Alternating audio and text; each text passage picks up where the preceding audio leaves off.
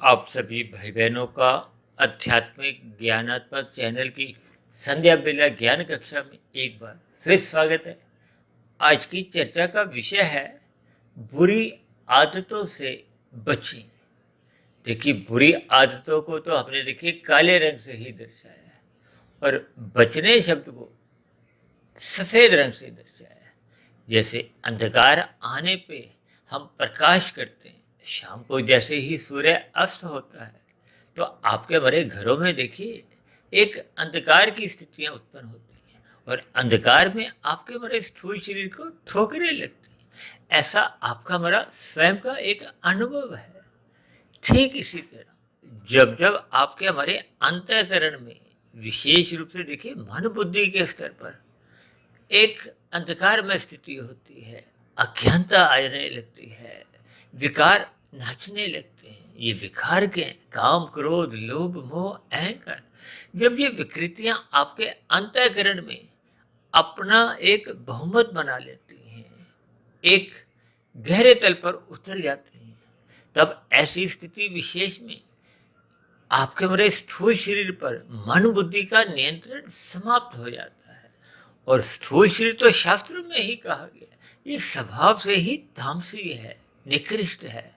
भले ही भगवान श्री कृष्ण जी ने गीता में आपके हमारे स्थूल शरीर को यानी कि मनुष्य योनि के शरीर का एक विशेष महत्व बताते हुए इसको एक रथ का नाम दिया। रथ का नाम दिए जाने के पीछे इसकी महत्ता का एक समझाने का परमात्मा का उद्देश्य है कि मनुष्य योनि का एक विशेष प्रकार का महत्व है, क्योंकि शास्त्रों में ही मनुष्य योनि को कर्म योनि से जोड़ा गया है।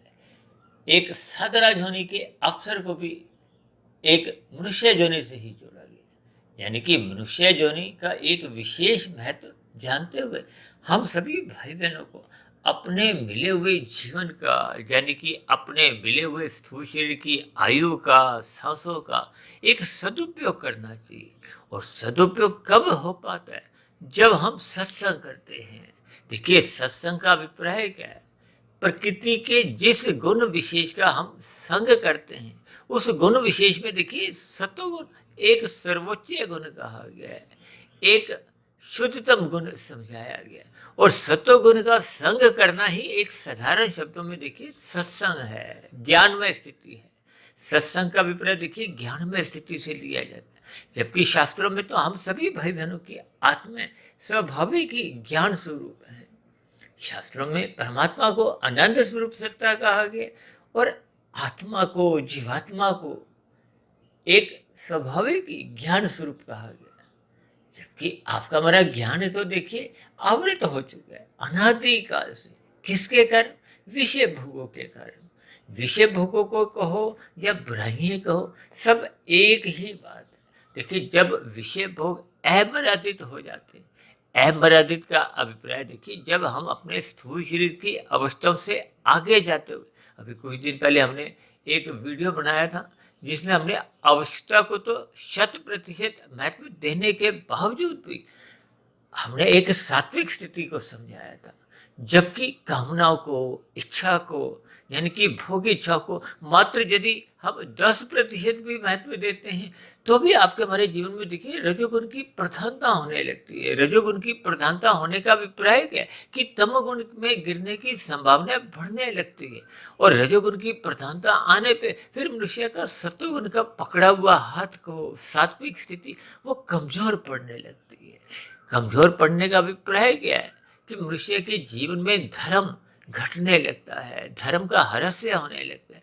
ये सभी स्थितियां देखिए जब जब सत्वगुण का ह्रास्य होता है, ह्रास्य होने का अभिप्राय आपके हमारे अंतःकरण से है, आपके हमारे जीवन से है। यानी कि जब जब आपके हमारे जीवन में मर्यादाएं घटने लगती हैं तो ये रजोगुण बढ़ने लगता है। रजोगुण के बढ़ते बढ़ते कब तमोगुण में गिरना मनुष्य का सहज ही बढ़ता जाता है। इन तमोगुण को आप बुराइयों से जोड़ सकते हो, यानी कि आपके हमारे जीवन में जो बुरी आदतें हैं उनको यदि हम आरंभ से रोकते नहीं हैं तो फिर यही बुरी आदतें आपके हमारे अंतःकरण में ये स्वाभाविक ही गहरे तल पे उतरने लगती है। ये आदतें देखिए आरंभ तो स्थूल शरीर से होती हैं। अक्सर आरंभ में इन बुराइयों को मनुष्य हल्के में लेता है, जबकि दूसरी ओर देखिए अच्छाई ग्रहण करने में वो उदासीन रहता है और बुराइयों को हम रस बुद्धि से ग्रहण करते जाते हैं। यानी कि हम आरंभिक स्थितियों में भले ही रजोगुण को महत्व देते हैं, उस रजोगुण की बार बार पुनरावृत्ति होने से फिर वो जो 5 भोग्य विषय हैं, गंध, रस, रूप, स्पर्श और शब्द, ये 5 भोग्य विषय फिर अमर्यादित हो जाते हैं। यानी कि जब ये भोग्य विषय देखिए स्थूल शरीर के स्तर पर, यानी कि आपके हमारी जो 5 ज्ञानेंद्रिय हैं, नाक, जिह्वा, आंख, त्वचा, कान, ये गोलके कही हुई हैं। यानी कि स्थूल शरीर के स्तर पर जब हम विषय भोगों को रसपूर्वक भोगते हैं और उन विषय भोगों की प्राप्ति के लिए ही 5 कर्मेंद्रियां, हाथ, पैर, वाणी, लिंग, गुदा का हम अधिक प्रयोग करते हुए एक पाप कर्मों में भी कब गिरने लगते हैं, मनुष्य को इसका बोध नहीं होता। ये बोध इसलिए नहीं होता क्योंकि ज्ञान में स्थिति नहीं है, सत्संग का अभाव है, सत्संग की न्यूनता को, प्रकाश का अभाव को। जब प्रकाश का अभाव होता है तो आपके हमारे जीवन में अंधकार में स्थितियां, अज्ञानता को किन्हीं भी शब्दों से आप समझ सकते हो। यानी कि आपके हमारे जीवन में देखिए ये बुराइयां पनपने लगती हैं, ये बुराइयां पनपते पनपते आपके हमारे सूक्ष्म शरीर में, मन बुद्धि के स्तर पर ये एक स्वभाव बन जाती है। स्वभाव बनते बनते कब ये आपके हमारे कार्य शरीर में एक बुरा संस्कार, एक बुरी छाप कब कितने गहरे तल पर बढ़ती जाती है, फिर मनुष्य को इसका बोध नहीं होता। क्योंकि कारण शरीर का आंखों में देखिए प्रत्यक्ष रूप से कभी भी बोध नहीं होता। ये बोध तब होता है जब मन बुद्धि के स्तर पर विचार आते हैं, वृत्तियां जागती हैं, फुरने उठते हैं। ये फुरने का उठना ही इस बात की एक मोहर लगती है कि उससे संबंधित कार्य शरीर में कुछ संस्कार बने हुए हैं, चाहे वो वर्तमान जीवन के हैं, चाहे वर्तमान से पूर्व की जो हम मनुष्य योनियों में जन्म ले चुके हैं, उन योनियों में हमने संस्कार बनाए। देखिए संस्कार अच्छे हों या बुरे हों, अक्सर देखिए हम संस्कारों को शुभ दृष्टिकोण से समझते हैं, लेकिन ये संस्कार देखिए बुरे भी होते हैं। जब हम पाप कर्म करते हैं तो आपका मतलब देखिए कर्माशय भी बुरा बनता है, पाप कर्मों का कर्माशय बनता है। अब पाप कर्मों का कर्माशय बढ़ते बढ़ते साथ में अपने आप ही वो बुरे संस्कार बनते जाते हैं। बुरे संस्कारों का ही एक बुराइयों से अर्थ है। ये बुरे संस्कार ही आपके हमारे जीवन में ये अधोगति का कारण बनते हैं। कि नीचे की योनियों में देखिए कर्मों का जो पाप कर्मों के द्वारा जब आपको में सजा मिलती है, दंड मिलता है, ये नीचे की जो 80 लाख प्रकार की योनियां, ये दंडमय योनियां हैं, तामसी योनियां हैं। क्योंकि मनुष्य योनि तो तभी मिलती है जब मनुष्य की मरते समय संचित कर्मों में देखिए क्रियामान कर्मों की अलग स्थितियां हैं, प्रारब्ध की अलग स्थितियां हैं। लेकिन जब जब हम नए जन्म का जो आधार है वो संचित कर्मों के आधार पे होता है। आप भाई बहनों को शायद ध्यान हो, लगभग 2.5-3 वर्ष पहले हमने एक वीडियो बनाया था जो लगभग 3 घंटे का था, मनुष्य के मरने के बाद का अगला जन्म, जिस पर इन सभी स्थितियों पर हमने एक विस्तार से चर्चा की थी। यानी कि मनुष्य की नीचे की योनियों में सजा भुगतने पे भी हमारा कर्मशय क्षीण होता है, यानी कि पाप कर्मों का एक नाश होने लगता है। देखिए जब हम किसी एक पाप कर्म की सजा भुगत लेते हैं, जैसे आपने देखा होगा ना, सभी देशों में एक जेलें बनी हुई हैं। अब जेलों में जैसे जैसे कोई सजा अपनी भुगतता जाता है, अब किसी को यदि कोई उम्र कैद मिली है, किसी को देखिए ये 20 साल की सजा मिली है, कईयों को तो देखिए एक मरते दम तक की एक उम्र कैद मिलती है। एक साधारणतः देखिए उम्र कैद 20 वर्ष की भी मानी जाती है। अब 20 वर्ष की सजा भुगतने के बाद उसको एक वहां से रिहा कर दिया जाता है, छोड़ दिया जाता है। ठीक इसी तरह जब जब हम नीचे की योनियों में जन्म लेने को बाध्य हो जाते हैं, बाध्य कब होते हैं, जब आपके हमारे संचित कर्मों में पाप कर्मों का, यानी कि बुरी आदतों के कारण जो हमने बुराइयां लाए थे, पाप कर्म किए थे, उनका जो कर्माशय बना था, उस कर्माशय के साथ साथ जो आपके हमारे संस्कार बन गए थे, और नीचे की जोनियों में मात्र पाप कर्मों का सजा भुगत के, दुख भुगत के उनका एक हरस्या होता है। वो हरस्या होते होते जब वो पुण्य कर्म की बराबर में आ जाती है तो पुनः आपको मैं देखिए मनुष्य जोनी पाने की एक पात्रता बन जाती है और आपको हमें मनुष्य जोनी मिल जाती है। लेकिन वो जो नीचे की जोनियों में जो बुरे संस्कार लेकर हम गए थे, वो बुरे संस्कार अपने आप समाप्त नहीं होते। देखिए, अपने आप समाप्त नहीं होने का अभिप्राय क्या है कि मनुष्य योनि पाते हुए फिर हम उन बुरे संस्कारों के द्वारा ही सहज ही पाप कर्मों में पुनः लिप्त होने लगते हैं, पुनः आकर्षित होने लगते हैं, बाध्य होने लगते हैं। ये सभी स्थितियां बहुत ही सूक्ष्म स्तर पर अक्सर आप और हम इनको महसूस कर सकते हैं। सूक्ष्म स्तर पर महसूस करने का अभिप्राय जब जब हम देखिए सत्वगुण का संग करते हैं, विशेष रूप से ब्रह्म मुहूर्त में उठते हैं। अब ब्रह्म मुहूर्त में जब उठकर इन सभी स्थितियों पर हम ध्यान लगाते हैं, ध्यान लगाने का अभिप्राय देखिए शास्त्रों का अध्ययन करने से है, उस पर चिंतन करने से है, उस पर मनन करने से है। अब मनन करते रहने से वो जो पहले के बुरे संस्कार होते हैं वो समाप्त होने लगते हैं। समाप्त होने का अभिप्राय देखिए दग्ध बीज की स्थितियों है।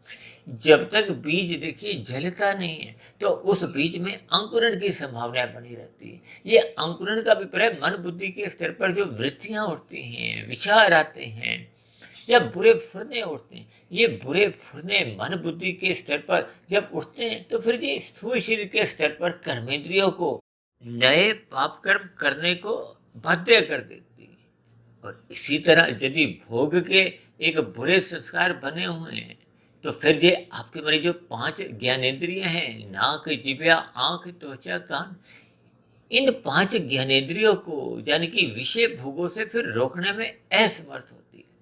अब यदि कारण शरीर में वो बुरे संस्कार बहुत ही गहरे तल पे बने हुए हैं, अक्सर मैं उसको देखिए तूफानी वेग से कहता हूँ। ये जो संसार में हत्या जैसी, बलात्कार जैसी जो स्थित जघन्य अपराध होते हुए आप देखते हो, या आतंकवादियों द्वारा जो एक बुरे कर्म होते हैं, ये सभी स्थितियां मन में कहो, कारण शरीर में, ये बुरे संस्कारों के कारण ही मन बुद्धि में देखिए वो बुरे विचार इतनी तेजी से आते हैं कि मन को बुद्धि के द्वारा सोचने का समय ही नहीं देते और स्थूल शरीर के स्तर पर वो पाप कर्म हो जाते हैं। इसलिए हम सभी भाई बहनों को आरंभ से ही अपने मिले हुए जीवन में देखिए बुरी आदतों को आरंभ से ही रोकना होगा, बचना होगा। इसीलिए तो शास्त्रों में बार बार कहा गया है पशु वृत्तियों से हटो, पशु वृत्तियों से ऊपर उठो। इसका अभिप्राय क्या है? क्योंकि पशु वृत्तियां आहार, मैथुन, निद्रा, भय बताएगी और इन पशु वृत्तियों में रहते हुए मनुष्य से कब कितने पाप कर्म होते रहते हैं, मनुष्य को इसका बोध नहीं होता। देखिए, जैसे हमें प्रकाश में ही रखी हुई वस्तुओं का बोध होता है कि घर पे कौन सी वस्तु कहाँ रखी हुई है। हम रसोई में भी जब खाना बनाने जाते हैं तो आपको में जो खाद्य पदार्थ है, कौन सा खाद्य पदार्थ कहाँ रखा हुआ है, आपको में उसका ज्ञान रहता है। तो यदि एक अंधकार की स्थितियां हैं, हम लाइट नहीं जलाते तो अंधकार की स्थितियों में तो देखिए हम रसोई की तो बहुत ही सूक्ष्म स्थितियां होती हैं। हम अपने एक ड्राइंग रूम में या बेडरूम में यानी कि शयन कक्ष में भी आपको रखी हुई जो स्थूल वस्तुएं भी हैं वो भी आपको हमें दिखाई नहीं देती। इसका अभिप्राय क्या कि जब जब आपके हमारे कारण शरीर में बुरे संस्कार बने होते हैं, उन बुरे संस्कारों का आपको में बोध नहीं होता। ये बोध तो देखिए तब होता है जब हम अपने स्थूल शरीर के स्तर पर वो बुराइयां सहज ही आपके हमारे द्वारा होने लगती। कहते हैं ना, जब बुरे संस्कार उठते हैं तो ये 5 भोगे विषयों को भोगने को बाध्य कर देते हैं, धक्का देते हैं। मनुष्य उन धक्कों से बच नहीं पाता। इसलिए तो बार बार कहा गया बुरी आदतों से बचो। बुरी आदतें देखिए आरंभ बहुत ही हल्केपन में होती हैं, चाहे वो दोस्तों के संग में हो। आज समाज में देखिए शराब का सेवन, सिगरेट का सेवन, ये गुटखे तंबाकू का सेवन जो बढ़ता जा रहा है, ये सब बुरे संगत के कारण ही है, संग के कारण ही है। दोस्तों में जब ऐसी स्थितियां एक सहज रूप में एक बनने लगती हैं और अक्सर युवा वर्ग में तो देखिए रजोगुण की प्रधानता होती है, विषय भोगों की और सहज ही एक लोलुपता बनी रहती है। जब ये बुराइयां आने लगती हैं, देखिए बुराइयां आते समय आपका हमारा स्थूल शरीर और सूक्ष्म शरीर दोनों इकट्ठे शामिल हो जाते हैं। जब जब हम अच्छाइयों की ओर जाते हैं, देखिए अच्छाइयों का अभिप्राय सत्वगुण का संग से है, सत्संग से है। अक्सर आपने हमने महसूस किया होगा कि जब जब हम सत्संग करते हैं तो आरंभिक स्थितियों में आपका हमारा स्थूल शरीर ही सत्संग करता हुआ दिखाई देता है। ये जो सूक्ष्म शरीर है यानी मन और बुद्धि तो विषय भोगों में ही एक छलांगे लगाता रहता है, यानी कि किया गया सत्संग आरंभिक स्थितियों में बेमन से होता है। ये बेमन से किए गए सत्संग का मन बुद्धि के स्तर पर कोई एक संस्कार को हो, कोई विचार गहरे तल पे उतरते नहीं। जब देखिए मन बुद्धि के स्तर पर हमने वो श्रद्धापूर्वक सत्संग किया नहीं होता, तो फिर ऐसे किए गए सत्संग का कोई विशेष स्थितियां बन नहीं पाती। ऐसे सत्संग अक्सर देखिए कुछ घंटों में ही समाप्त हो जाते हैं। अक्सर हम देखिए शमशान घाट में जब जाते हैं, वहाँ देखिए किसी की भी जो मृत्यु की जो एक स्थितियां हैं, जलते हुए शरीर को हम देखते हैं, तो आपके हमारे अंतःकरण में सहज ही इस जीवन के प्रति एक ज्ञानमय स्थितियां उत्पन्न होने लगती हैं कि आपका बड़ा स्थूल शरीर मात्र 5 ही तत्वों का बना है, कुछ समय के लिए ये आया है, फिर जैसे जैसे ये कर्म करता है, फिर एक दिन मृत्यु आ जाती है। इन सभी स्थितियों पर मनुष्य अल्पकालिक यानी कि अस्थायी रूप से एक विचार तो करता है, लेकिन वो विचार कुछ मिनटों में कहो, कुछ घंटों में ही जब वो उतर जाता है, समाप्त हो जाता है, तो फिर आपकी हमारी दिनचर्या में जैसी जैसी स्थितियों में हम जी रहे होते हैं, वो वैसी वैसी स्थितियों में ही हम अपने संसार में पुनः लौट आते हैं। इसलिए तो मैं बार बार अक्सर कहता रहता हूँ कि आपको मैं देखिए सत्संग से उतना ज्ञान कभी कभी नहीं भी मिलता, लेकिन ये जो मृत्यु की स्थितियाँ जो आपके मेरे प्रत्यक्ष अनुभव की स्थितियाँ होती हैं, जो आपको में एक मृत्यु का बोध करवाती हैं, बुराइयों से दूर रखती हैं, क्योंकि मृत्यु के साथ ही आपके मेरे किए गए जो एक बुरे कर्म हैं वो तो देखिए साथ जाते हैं। जबकि उन बुराइयों से, उन बुरी आदतों से, उन पाप कर्मों से हमने जो कुछ सुख हासिल किए होते हैं या भोगे होते हैं या अनीतिगत कार्य करते हुए धन अर्जित किया होता है, वो सभी किए गए पाप कर्मों का जो एक बुरा कर्माशय है वो आपके हमारे मरने के बाद भी आपके हमारे साथ ही चलता है। यानी कि स्थूल शरीर के मरने पे मन बुद्धि के स्तर पर यानी कि सूक्ष्म शरीर और कारण शरीर में जैसी जैसी स्थितियां होती हैं उसी के आधार पे ही आपकी हमारी अगली गति होती है। यह गति का अभिप्राय अगले स्थूल शरीर से है, यानी कि कारण शरीर में जैसी जैसी स्थितियां कर्मों की बनी होती है उसके आधार पे ही आपका हमारा अगला जन्म है। इसलिए तो बार बार कहा गया है कि मनुष्य योनि में निरंतर श्रद्धापूर्वक सत्संग करते रहो, ताकि ये किया गया सत्संग ही मनुष्य को बुराइयों से बचाता है। ये बुराइयों से बचने का अभिप्राय क्या है? ये बुराइयां देखिए आदतें के रूप में एक आरंभ तो देखिए स्थूल शरीर पर ही होती है, लेकिन ये मन बुद्धि के स्तर पर जल्दी ही अपना स्थान बना लेती हैं। फिर कार्य शरीर में एक संस्कारों की स्थितियां बिगड़ने लगती हैं। ये बिगड़े हुए संस्कार ही फिर मनुष्य के एक पाप कर्मों में सहज ही लिप्त होने को आपको में बाध्य कर देते हैं। इन सभी स्थितियों पर आप चिंतन करें, क्योंकि हम जैसे जैसे चिंतन करते हैं, चिंतन का अभिप्राय देखिए अपनी यथार्थ स्थिति पर एक निरंतर चिंतन करने से है।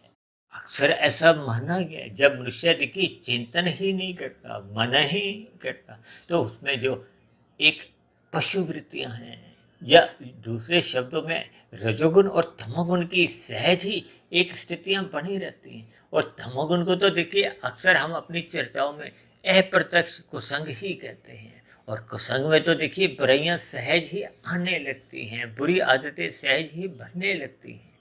भले ही देखिए तमोगुण प्रत्यक्ष रूप से कुसंग है, यानी कि तमोगुण में गिरते ही मनुष्य पाप कर्मों में सहज ही लिप्त रहता है, लेकिन ये रजोगुण की स्थितियां में जब गहरे तल पर बिना सत्वगुण की लगाम से संसार में देखी जाती है। इसलिए तो भगवान श्री कृष्ण जी ने आपके हमारे जो शरीर की जो 5 घोड़े हैं, घोड़ों का अभिप्राय 5 भोग्य विषयों से है।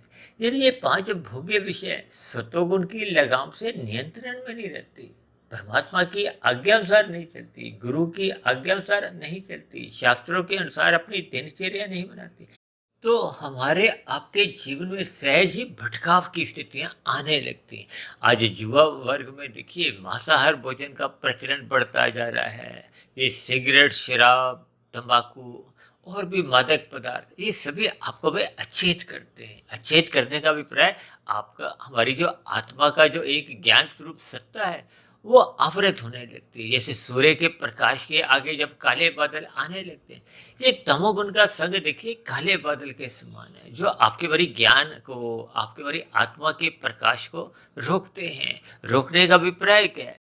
क्योंकि आत्मा और परमात्मा का तो देखिए सजातीय संबंध है। हम जितने जितने अंश में परमात्मा के सम्मुख होते हैं, उतने उतने अंश में आपका हमारा ज्ञान भी एक नित्य सत्ता के रूप में बना रहता है और परमात्मा के आनंद की झलकें मिलती हैं, क्योंकि परमात्मा एक आनंद स्वरूप सत्ता है।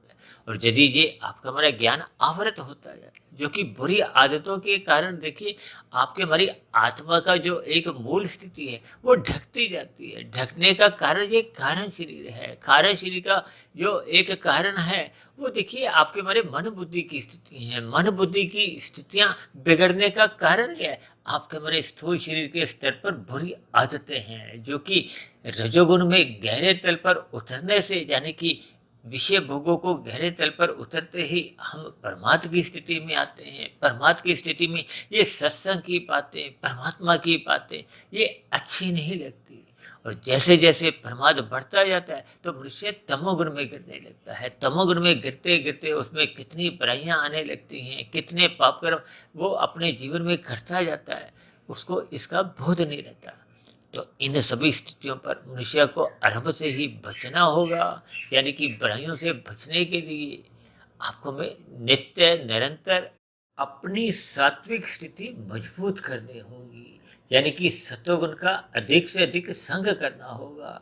रात को मोहनात्मक स्थितियों से बचने के लिए रात को जल्दी सोना होगा और सुबह ब्रह्म मुहूर्त में उठने का अपना एक स्वभाव संस्कार बनाना होगा, ताकि आपके हमारे अंतःकरण में शुभ संस्कार बढ़ते जाएं और जो पहले के बुरे संस्कार बने हुए हैं वो क्रमशः घटते जाएं। तो ऐसी स्थितियां आप सभी भाई बहनों के जीवन में भी निरंतर बढ़ने आरंभ हो जाएं। इसके लिए मेरी ओर से आप सभी भाई बहनों को बहुत बहुत शुभकामनाएं।